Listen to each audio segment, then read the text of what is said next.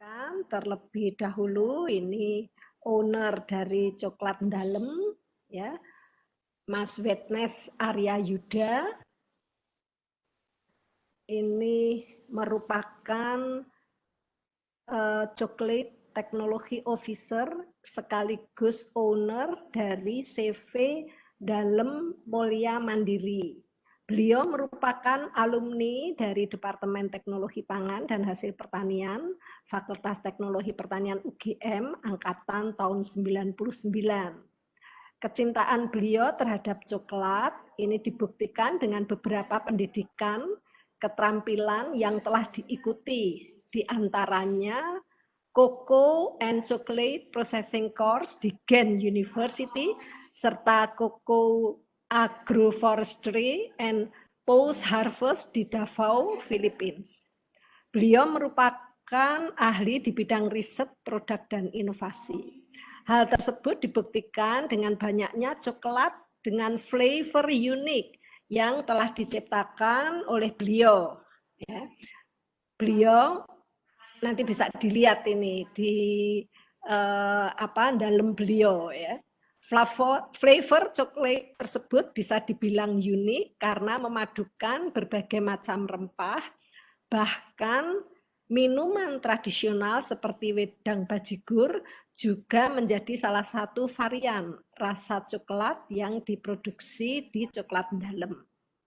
Monggo Mas Yuda, 20 menit ke depan ini kami persilahkan untuk Mas Yuda presentasi mengenai topik ya, tentang topiknya mungkin tentang hilirisasi coklat ya, atau potensi pasar coklat. Monggo silahkan. Baik. Atur nuhun Bu Trisha. Selamat siang semuanya. Ini ngapunten saya agak lompat, harusnya ini Mas Arifin dulu, tapi saya lompat dulu sebentar supaya kita bisa melihat bagaimana sebetulnya potensi market coklat di Indonesia. Nanti yang ngersak ke materi di Pak Arifin, mungkin habis ini saya akan cepat saja karena materi saya juga tidak terlalu banyak. Saya akan share untuk presentasi saya. Ini saya akan lebih banyak menceritakan tentang potensi market. Jadi kalau tadi kita melihat bagaimana pada sisi produksi, pada sisi ketersediaan bahan baku, saya akan menyampaikan bagaimana sih sebetulnya market itu melihat market coklat.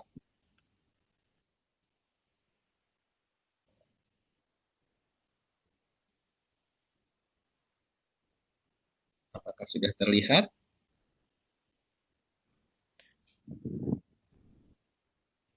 Sekarang sudah terlihat Mas Yuda. Oke, saya akan mulai dahulu. Jadi seperti tadi disampaikan oleh semua pembicara sebelumnya bahwa Indonesia itu memang mempunyai beberapa tantangan. Indonesia adalah negara nomor 3 pemproduksi kakao yang sekarang sudah turun, bahkan tadi Mas Arifin bilang kita sampai nomor 5.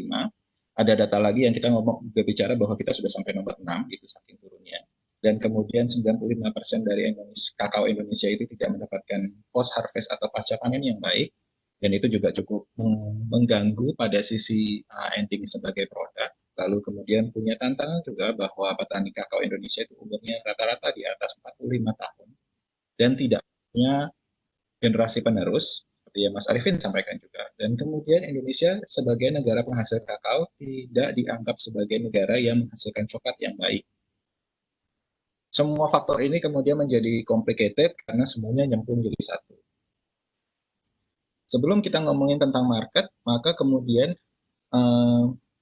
kita akan melihat dahulu sebetulnya dari sisi pasar itu sebetulnya bagaimana. Dan kalau kita ngomongin pasar, kita akan berbicara tentang demografi. Mau tidak mau, kita akan melihat mundur jauh ke belakang.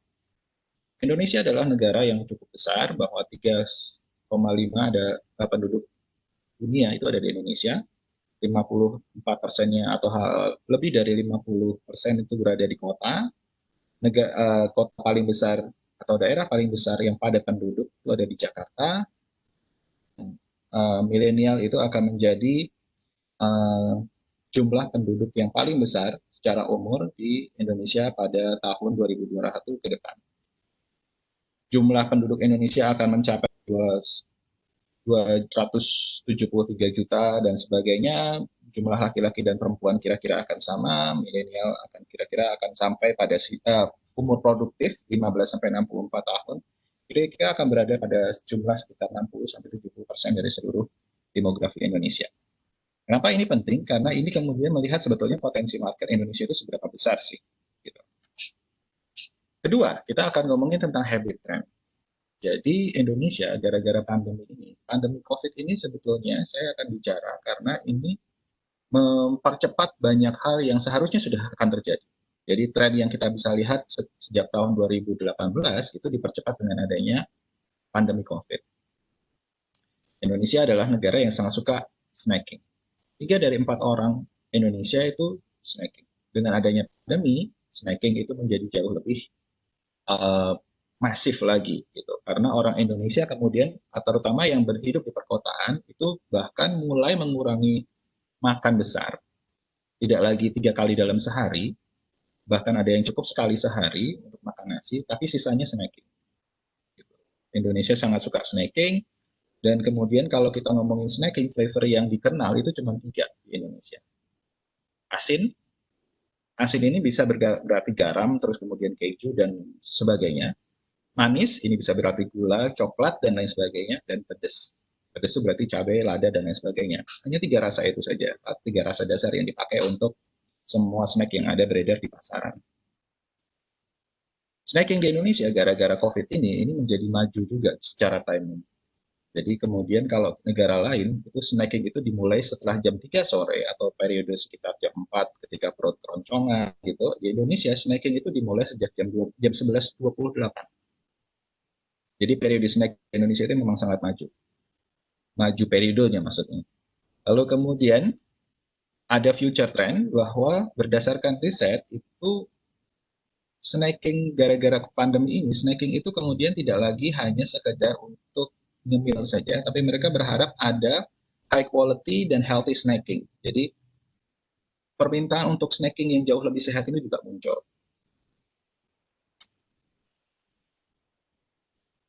Banyak produk yang kemudian dicari karena mempunyai kandungan kebaikan atau healthiness yang lebih tinggi. Gitu. Masyarakat Indonesia itu mulai mencari produk-produk yang punya produk yang dianggap lebih sehat. Memang ini masih berkisar pada kalangan menengah atau menengah ke atas, tapi tren ini akan bergeser sampai kemudian nanti akan menjadi massal. Tren terbaru adalah bahwa orang Indonesia itu juga mulai mencari untuk susu alternatif. Jadi tidak lagi mereka mengkonsumsi susu biasa, dalam artian susu sapi.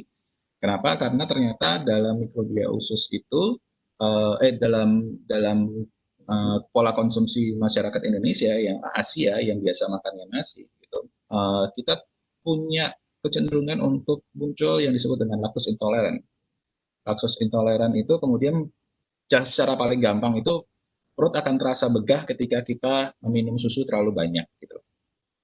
Nah, karena ini kemudian muncul sebetulnya budaya kita dari dahulu gitu, minum susu kedelai, terus kemudian minum kacang hijau, terus kemudian minum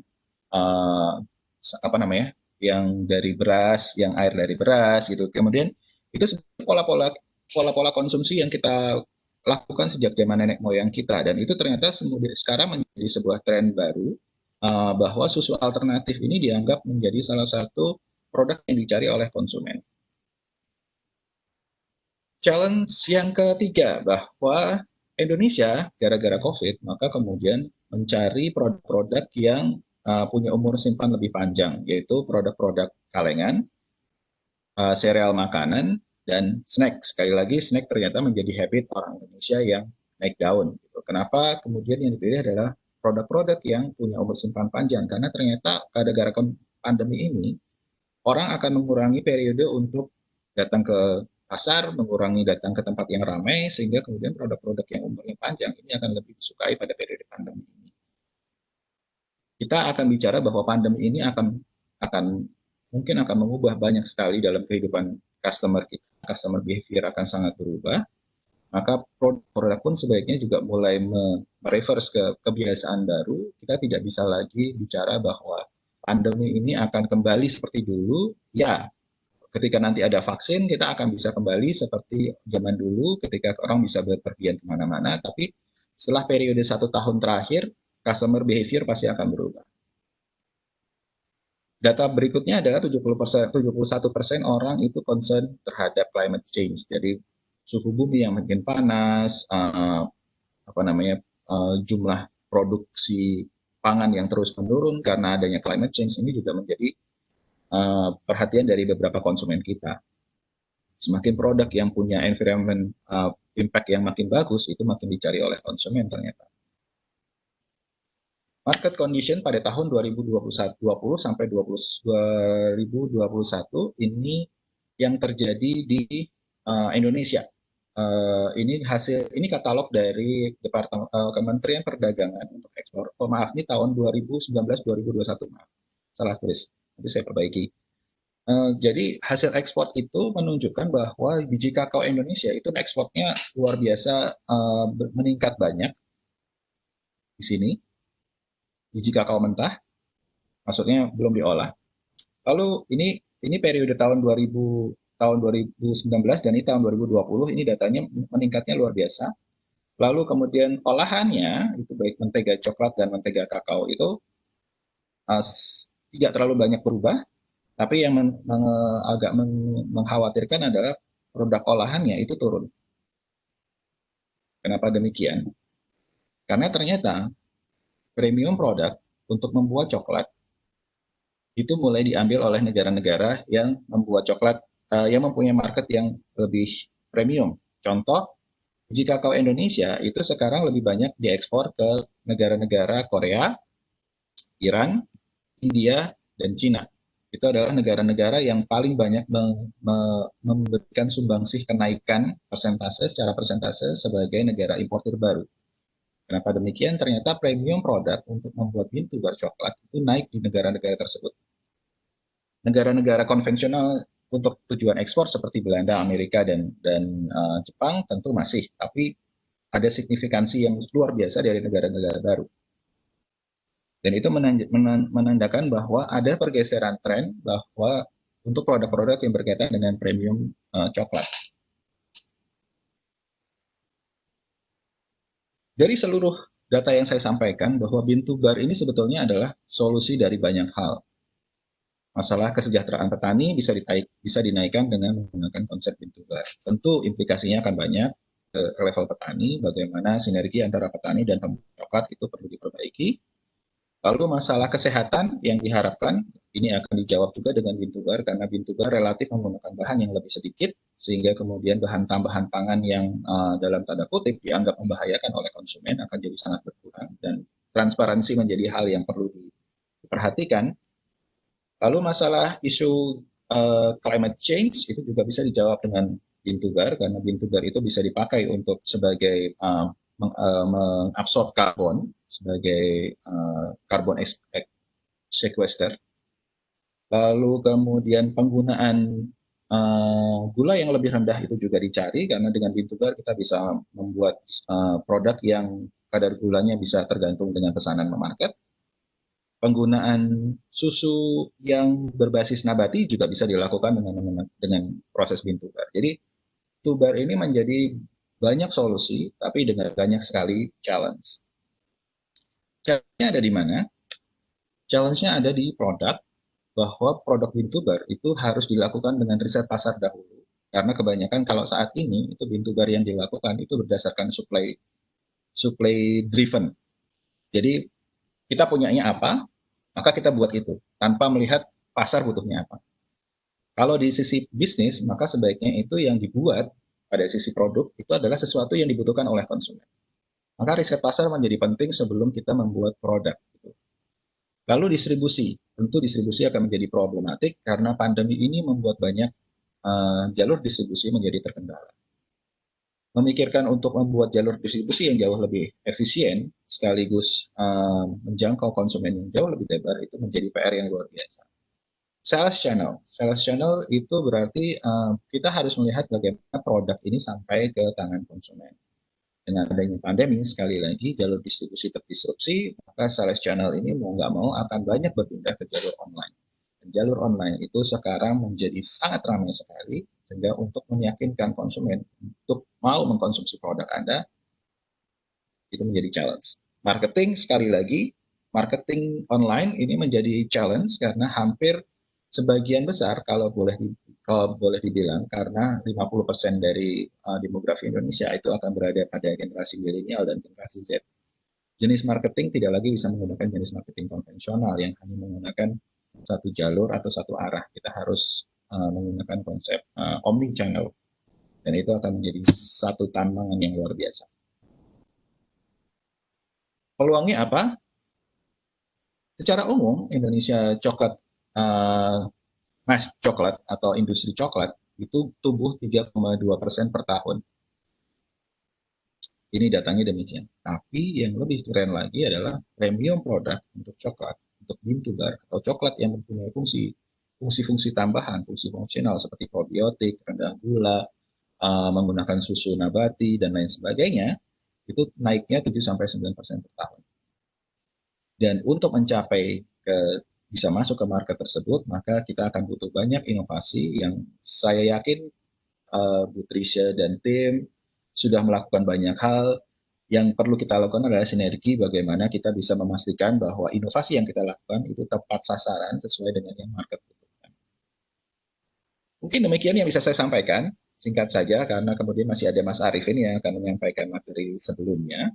Jika ada yang berkenan bertanya atau diskusi dengan saya, silahkan menghubungi saya di email atau Twitter atau di Line, anything you want.